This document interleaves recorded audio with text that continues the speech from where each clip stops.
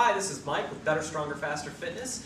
Welcome to the first installment of our tissue maintenance series. Today we're going to talk about self-myofascial release, what it is, why you would want to do it, and some of the tools that you need to do it.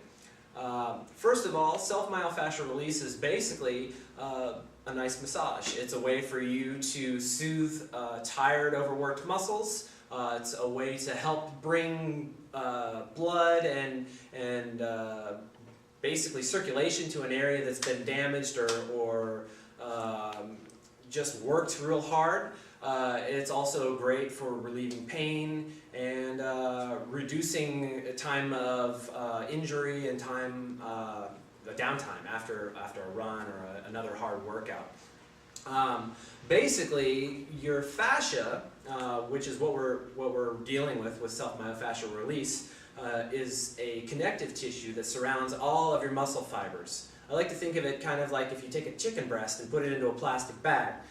That is a good example of what it looks like when you've got a section of muscle fiber surrounded by the fascia.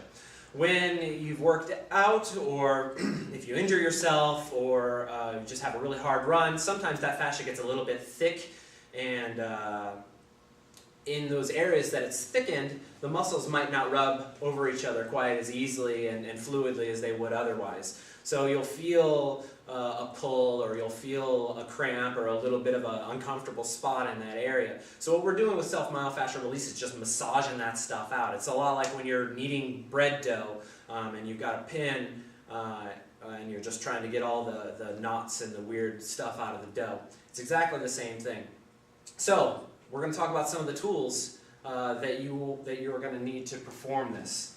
The first thing that you're going to need is a basic foam roller. This one is a white foam roller.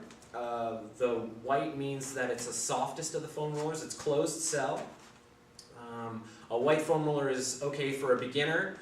For most of my athletes, I actually recommend that if they're going to go out and purchase a foam roller, they just get a black one. The reason for that is that the black foam rollers are actually harder than the white foam rollers. So when you're using this to massage your muscles, you're going to get a better overall massage out of it just by virtue of the fact that it's a harder piece of material.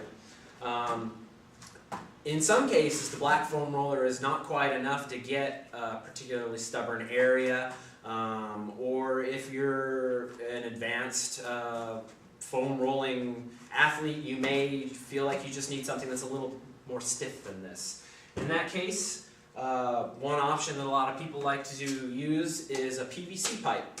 This is 4 inches in diameter. You can get this at any kind of hardware store, Home Depot, etc. Pretty inexpensive. It's actually a lot less than a foam roller.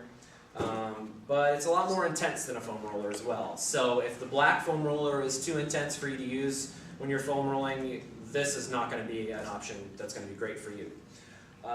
Another option that is also another advanced option is a rumble roller. This one's a little more expensive than a standard foam roller. The standard foam roller is typically about $30. The rumble roller, in a lot of cases, is about $70. You can find these online. The reason that this is a little more advanced is you see all these little nodules here. These obviously get into all of the areas in between the muscles and the joints and all that a lot better than a standard foam roller is going to. Consequently, it's also a lot more uncomfortable than a standard foam roller. So once again, if you haven't tried a regular foam roller, I would recommend you do that before you even come near this bad boy here. And finally, we have another neat little toy that's called a tiger tail. And this is basically just like a rolling pin here. You've got a couple of rubber bicycle handles, and then in the center you've got another piece of closed cell foam here, and this does roll. One of the things that's nice about this is it's small and portable. You can put it in a suitcase if you've got a race out of town. It travels really, really well. You can break it out of your briefcase at work and use it in between on your lunch break, etc. Really nice tool here. And then finally, a couple other things. One of the things that I like to use is just a simple tennis ball. What's nice about these is they're small, they're light, you can get them anywhere. I think you can buy 4 tennis balls for $1 or $2 at the store. This is great for the bottom of your feet. You can sit on them, you can lay on them, all kinds of different places that you can use a tennis ball. Another option that I like, I've actually found at a store that sells dog food and dog toys. This is just a hard rubber ball. It's intended for dogs.